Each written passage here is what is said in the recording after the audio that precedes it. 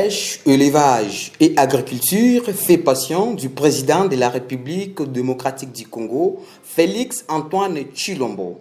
Dans la province de l'Ituri, ville de Bunia, l'abattoir industriel de Bunia demande une assistance matérielle que financière. Cette machine qui travaille dans l'objectif de promouvoir les éleveurs de la province de l'Ituri en général subit un grand danger si les autorités ne prennent pas cette situation en main. C'est une manque à gagner pour la province et pour les éleveurs. Dans une révélation faite par le directeur de l'abattoir industriel de Bunia, nous affirme que plusieurs abattoirs naissent par-ci par-là, une chose dangereuse pour la santé de la population iturienne en général. Par ailleurs, le directeur de l'abattoir industriel de Bunia demande aux autorités nationales de défendre cet abattoir car ça fait partie du patrimoine national. Les tueries de Tembo, les tueries de Chari, il y a des tueries à Ndibakono, il y a des tueries au là-bas. Beaucoup de tueries, ça fait qu'aujourd'hui, on n'a pas vraiment un bon nombre d'abattages et ça nous donne vraiment un manque à gagner de nos employés. On commence par là, je vais mettre la fête. Et là, voilà. Ça, c'est la première machine pour soulever la bête. Et sur les rails, voilà, on commence à continuer. Troisième opération qui consiste à l'éviscération.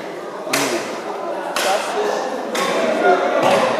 l'éviscération. On enlève les viscères et les viscères sont directement acheminés ici. Acheminés ici. C'est ici que nous avons le traitement de ces viscères. Et à partir d'ici, si toutes les opérations sont terminées, eh bien, directement, c'est emballé et envoyé directement dans les différentes boucheries. À part ça, il n'y a pas d'autres difficultés, je crois. Merci vraiment. Ici, la salle qu'on appelle la cripérie ou bien salle d'abat et viscère. Cripérie ou bien salle d'abat et viscère. C'est ici où on traite les viscères. On examine les vétérinaires, fait des expertises sur les organes, si, n'est-ce pas, ils découvrent qu'il y a des parties qui sont affectées par la maladie. Alors là, cette partie-là est mise à l'écart et destinée pour la destruction. On peut continuer. Ici, tout est déjà prêt ici. Les viscères sont déjà traité, on a lavé avec de l'eau propre et c'est maintenant destiné pour la boucherie. Voilà, merci. Nous continuons toujours avec le travail. Je crois que vous voyez comment on commence à traiter ça. Bonjour. Bonjour. Bon travail. Voilà, nous continuons. Moussa les amis mystiques, donc tout ça là Moussa lo passe à toi un abattoir, talandenge Moussa le olika. Bah jeune courageux bossa la Moussa mais abattoir rosa na ba insuffisance belé donc bakonzi botala makamne tout ça lango nos ministres yango era ko défendre biso parce que toi on a posé ça que nos abattoirs na biso eza la norme internationale standard à l'international comme c'était prévu. Vous savez que abattoir oyo na domaine agriculture eza abattoir au travail aka ebelé et ça lisaka makambo ebelé et puis eza abattoir oza na ba vision ebelé pour notre développement et la province et Ituri. Donc continuer comme ça le Salima. Avant nous avions une machine, la scie fendoir qui était là destinée pour diviser, fendre les carcasses en deux parties. Actuellement, ce sont les jeunes gens qui travaillent avec leurs forces telles que vous le voyez. Naturel. Donc, ce problème de matériel, la machine est tombée à panne. La machine est tombée à panne parce que ce sont des machines qui datent de l'époque coloniale, qui ne datent pas de maintenant.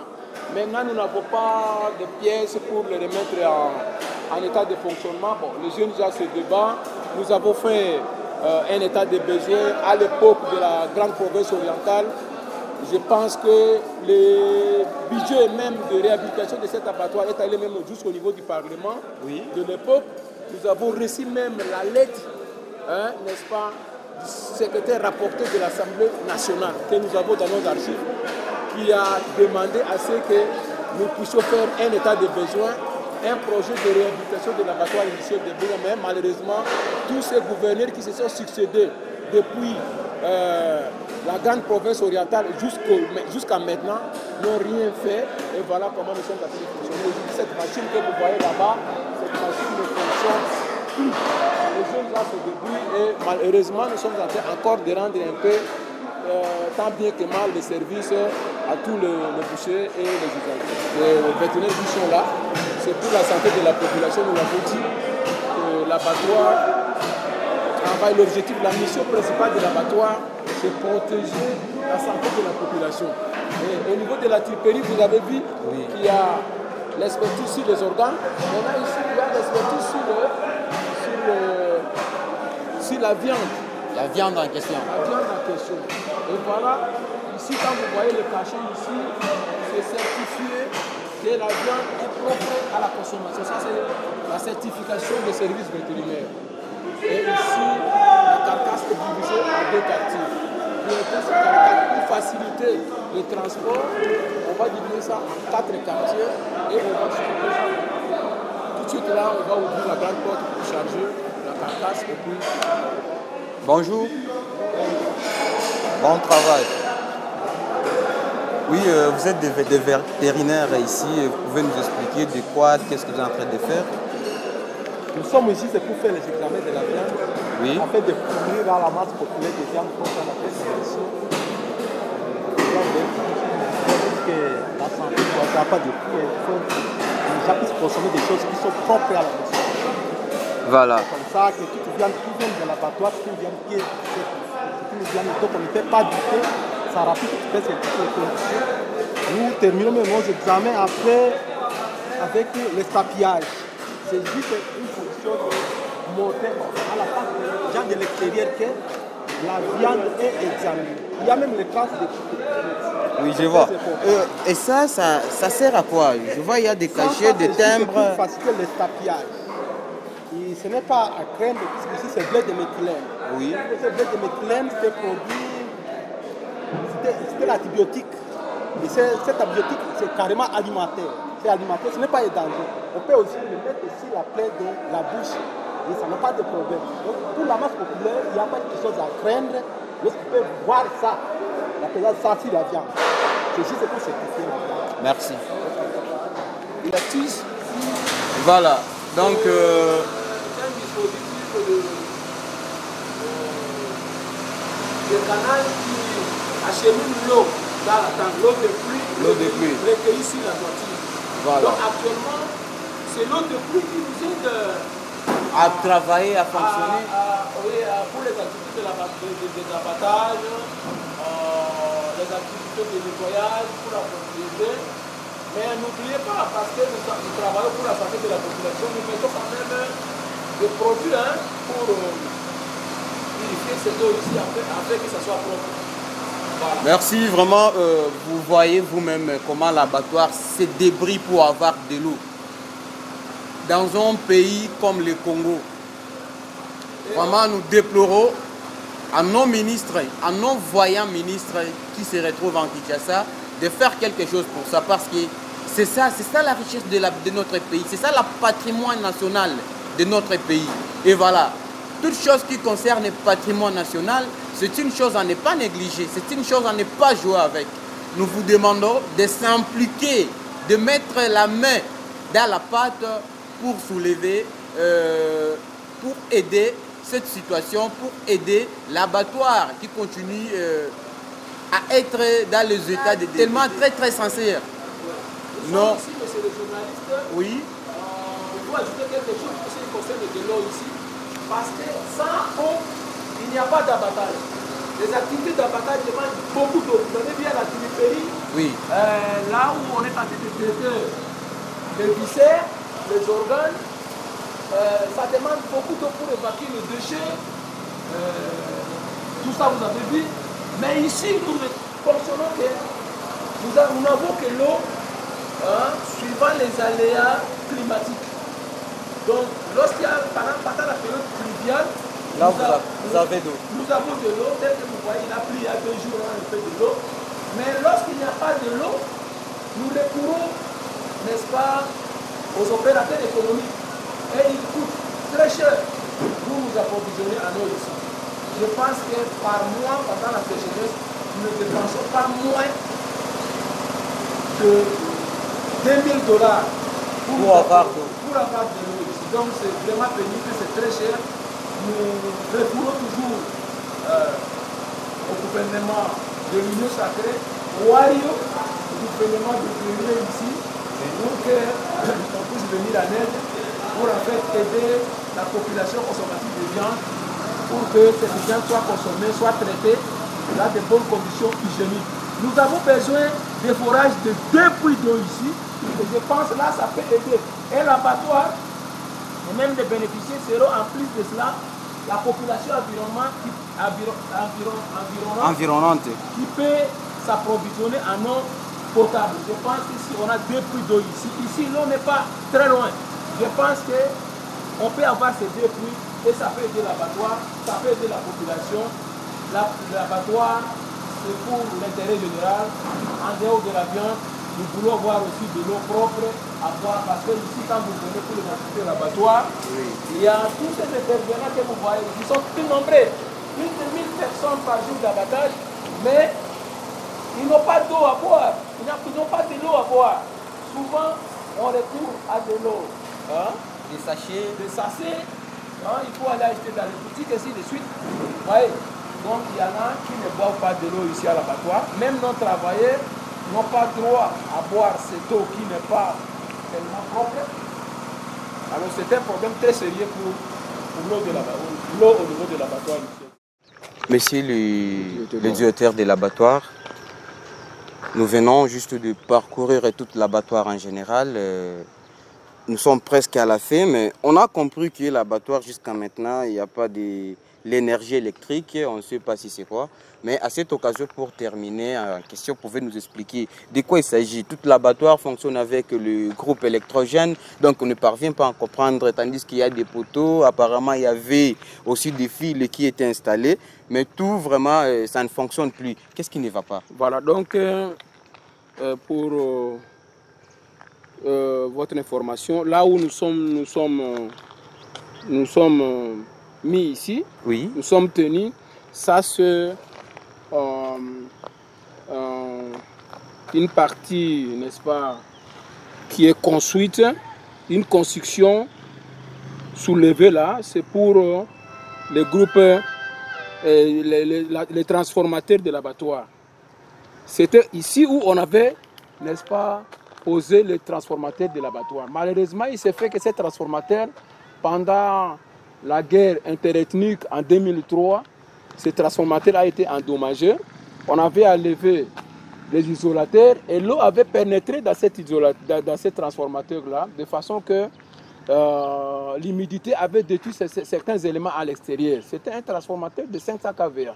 Nous avons pu amener ça à Boudana, ça n'a pas tenu, on a essayé de réchauffer. Bon, le directeur de l'électrochimo nous a recommandé d'acheminer ça à l'atelier électrique de Nizi. Et nous avions acheminé ça aujourd'hui, n'est-ce pas? Le transformateur est à Nizi, mais on trouve que non, il faut maintenant rebobiner. Tous les éléments sont détruits. Il faut rebobiner les fils. Il faut changer. C'est un transformateur de fabrication canadienne à usage unique malheureusement. Il faut maintenant changer le système. Ça devient un problème, une casse-tête. Donc, automatiquement, il faut remplacer ces transformateurs-là. Les fils que vous voyez, oui. Les poteaux ici, nous avons ça. Nous avons nous-mêmes, ce n'est même pas l'électrochimo. Nous-mêmes qui avons acheté, l'abattoir avait acheté tous ces poteaux que vous voyez, les fils électriques, tous ces matériels pour conduire le courant. Le courant existe sur les poteaux ici. Oui. Et nous avons même acheté les poteaux, nous avons acheté les fils électriques, on a tout acheté. Ça nous a consommé plus de $10 000 pour que le courant arrive ici, au frais propre de l'abattoir. Malheureusement, parce que le transformateur est endommagé, et donc nous n'avons pas le courant à transporter. Nous avons transporté le courant jusqu'ici, malheureusement, nous n'avons pas de courant, les moyens pour connecter brancher ce courant directement au niveau de l'abattoir, du bâtiment, pour en faire fonctionner les machines, les appareils, et même nous aider dans nos travaux au niveau du bureau. Donc vous voyez, c'est ça un peu l'énergie encouragée. C'est pourquoi nous disons, nous avons dans notre état de besoin sollicité au gouvernement national de doter l'abattoir des transformateurs. Dès qu'il y a un transformateur ici, immédiatement nous avons le courant. Et pour la population aussi qui avait sollicité, et aussi pour l'abattoir, je pense que c'est le peuple d'abord, c'est le peuple au milieu de tout. Je pense que tout peut marcher et la population va encore applaudir. Mais aussi il y a des bâtiments à spolier. Oui, ici, ce bâtiment que vous voyez, ça c'était l'abri du groupe électrogène, oui, hein, qui a été arraché pendant toujours la guerre interethnique de 2003. 2003, oui. 2003, voilà. Donc les séquelles de la guerre, c'est encore visible, hein, tel que vous voyez, c'est encore visible. Même les bâtiments que vous voyez là. Oui. Donc on avait tout détolé. Maintenant, avec les concours il y a un financement de la Banque africaine de développement. Nous avons sollicité, c'était dans le cadre de réinsertion des anciens combattants. Et nous avons aussi sollicité, ça nous a coûté aux environs de 50 000 $. Et on a remis cette toiture-là parce qu'il n'y avait pas de bâtiment. On a arraché toutes les tours pendant ce temps-là, oui, de ce côté. Et donc, avec ces 4 000 $, la Banque africaine de développement avait intervenu sur notre demande. Et voilà, cette toiture a été réhabilitée. Et cette toiture-là, oui, cette partie, c'est la chambre froide. Ce bâtiment que vous voyez, c'est divisé en deux. Hein? Oui. De l'autre côté, nous appelons ça la première bâtisse. De ce côté ici, c'est la deuxième bâtisse. La deuxième bâtisse, c'est la chambre froide. Et là, c'est ici où il y avait la chambre froide. Mais malheureusement, ça ne fonctionne pas. Qui ne fonctionne pas depuis 1985, bien dommage. Dommage, ça ne fonctionne pas depuis dommage, 1985. C'est pourquoi la commercialisation de la viande devient de plus en plus difficile pour nos commerçants de viande, nos bouchers, oui, qui ne savent pas comment conserver la viande, la quantité non vendue devait rester ici. Et le reste, on pouvait peut-être amener ça dans des boucheries ou bien ailleurs. Malheureusement, le système de foie qui n'existe pas depuis 1985 ne permet pas très bien de commercialiser la viande au niveau de l'Ituri. Monsieur le directeur, quel message avez-vous à toute la population itourienne en général, ainsi qu'à toute la population de la République démocratique du Congo, par rapport aux œuvres ainsi que par rapport à la vision de l'abattoir dont vous gérez? Nous disons à la population d'avoir confiance à notre gestion, oui, et même les autorités de la province et nationale d'avoir confiance à notre gestion, parce que nous gérons cet abattoir depuis 1986 jusqu'à présent. Vous avez vu vous-même l'état des bâtiments bien peint et nous avons géré ça à bon père de famille. Nous avons vraiment gardé l'état des bâtiments. C'est un bâtiment qui est construit vers 1956-58. Hein? Là, disons, on a mis, les activités ont commencé ici à l'époque coloniale, en 1958. Et jusqu'à présent, vous voyez, cet abattoir a été géré par plusieurs offices. Et donc, c'est maintenant la COPELI qui gère. Et moi, je représente la COPELI dans cette gestion. Et la COPELI gère cet abattoir depuis 1986. Vous voyez que c'est une gestion qui est orthodoxe, une gestion saine. Nous avons le souci d'améliorer davantage pour aider la population. Nous demandons à la population de garder confiance en nous et au gouvernement de la République et provincial de porter un plus, d'écouter les cris d'alarme de l'abattoir industriel de Bunia pour que l'abattoir puisse réellement être au service de la population. Parce que la mission de l'abattoir, c'est de livrer des viandes propres à la consommation, des viandes traitées dans des conditions hygiéniques. Et là, nous protégeons aussi, nous concourons à la protection de la santé de la population. Et donc, le gouvernement de Wario, le gouvernement d'Union Sacrée, doit... Mais vieux, c'est là, nous, comment on a yo amatata. Non, c'est le Premier ministre, Sama Lukonde, qui avait, n'est-ce pas, baptisé ce gouvernement. Wario. C'est pourquoi nous attendons effectivement l'appui à l'intervention efficace et immédiate de ce gouvernement pour que l'abattoir puisse recouvrer une nouvelle robe et être réellement au service de la population pour l'intérêt général. Et là, je pense que le gouvernement n'aura rien perdu. Au contraire, je pense que ça sera un objectif atteint parmi tant d'autres objectifs à Ituri. Et nous ne n'oublierons jamais cette intervention du gouvernement national. Voilà, merci mesdames, mesdemoiselles et messieurs. Nous sommes juste MTZ comme vous le voyez. Abonnez-vous massivement. Donc, comme tu sais, tant qu'on fongol mbalamoko cliquez abonner, subscribe. On est au biso moi bien. Bobi Kenon, MTZ TV, et la télévision en ligne, on peut savoir nos informations. Nous sommes les autres côtés na agriculture, pourvu que vous comprendre que non, na kati agriculture, pêche et élevage, et si qu'on appelle Tozali. Le directeur de l'abattoir industriel de Bunia, à Otioloba, Otiola Kisabi, nous a tout fait voir par rapport de l'évolution de l'abattoir. Et en fin de compte, il vient de jeter un cri d'alarme au sein du gouvernement Wario, comme il vient de le dire, gouvernement Wario, gouvernement des guerriers. Je profite de cette occasion de dire big up, big salut, merci, accent Tissana, monsieur le Premier ministre Sama Lukonde, pourquoi pas, monsieur le chef de l'État, Félix Antoine Tshisekedi, donc naebi que non, le peuple d'abord, vision aucun de moi bien, to sentir parce que déjà, état de siège Makambo, Koto et Lengi,